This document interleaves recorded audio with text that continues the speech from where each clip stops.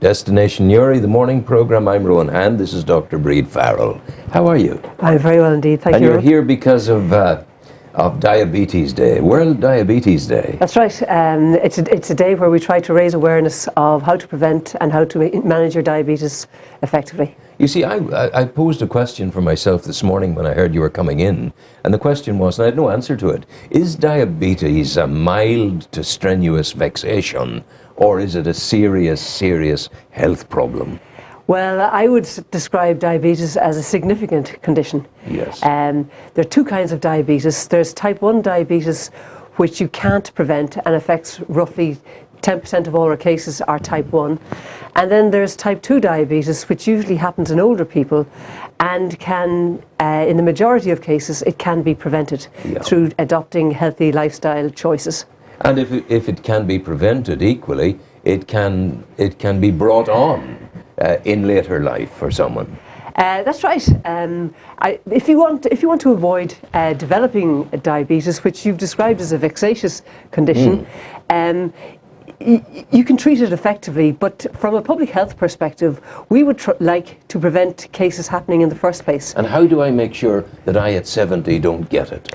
Well, the most important thing to do at 70 is have a normal body weight and take plenty of exercise, at least for 30 minutes a day for at least 5 days of the week, and make healthy food choices, eat lots of fruit and vegetables, and keep your body weight within normal limits. Oh, that's a straightforward enough one. For some people, others, their big problem is the hole that exists halfway between their nose and their chin, and that's the difficulty. Well, it is. It's not easy, but I think the not getting diabetes and the fact that we can prevent at least 80% of type 2 cases is a challenge that we are trying to address as we speak.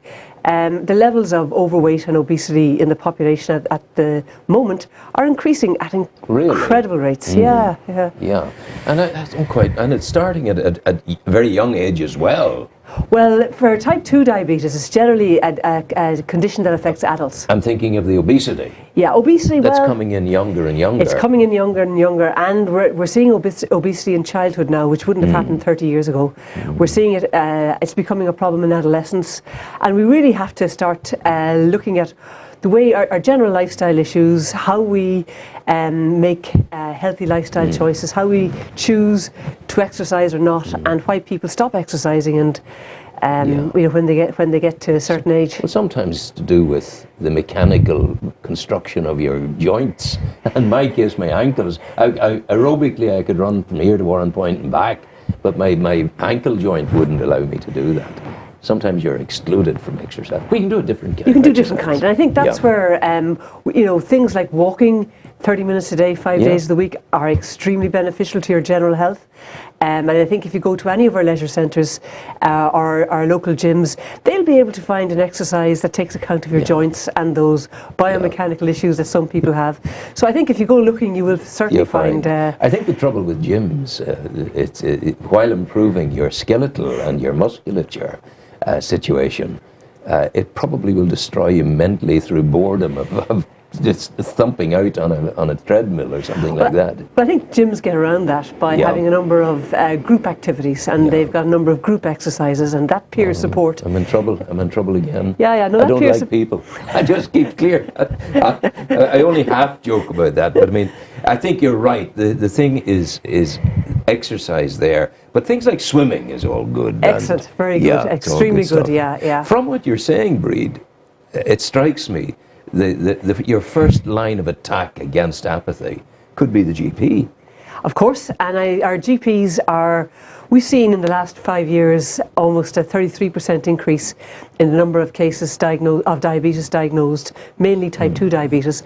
And we think part of that is due to better diagnosis and earlier diagnosis by GPs, the population getting older because type 2 is more common in older people. And as you say, GPs are the key. They are the key to making an early diagnosis.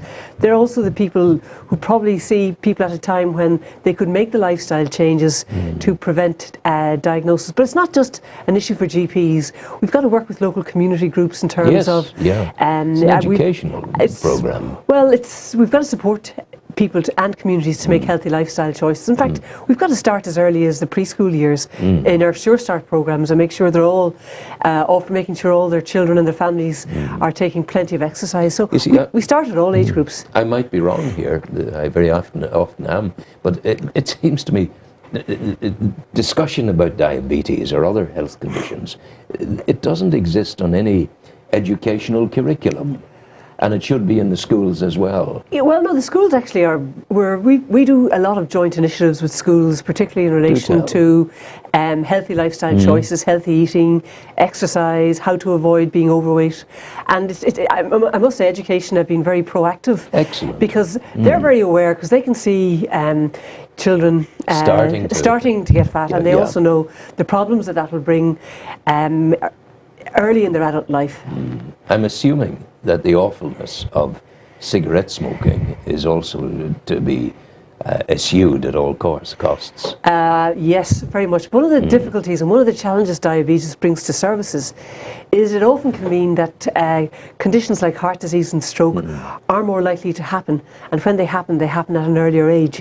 So the other one of the other main areas we try to address in diabetes is reducing risk factors for heart disease, stroke, and other conditions. So if you are unlucky enough to have a diagnosis of diabetes, you should stop smoking as soon as you get the diagnosis, or if your GP assesses you to be at high risk of diabetes, one of the first things you should do is stop smoking. Yeah. What about the joy of a nice bottle of wine? What about the drinking end of things? Well, in moderation, there would be no particular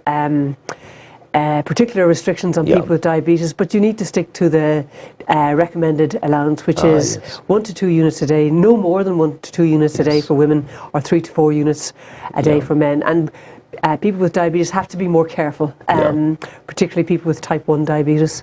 Are people increasingly aware of it? Is the educative process working with them? Well, I'm not sure about that. And it's really disappointing when we see the numbers of diabetes increasing year on year. So the one that can be prevented. Yes. Yeah.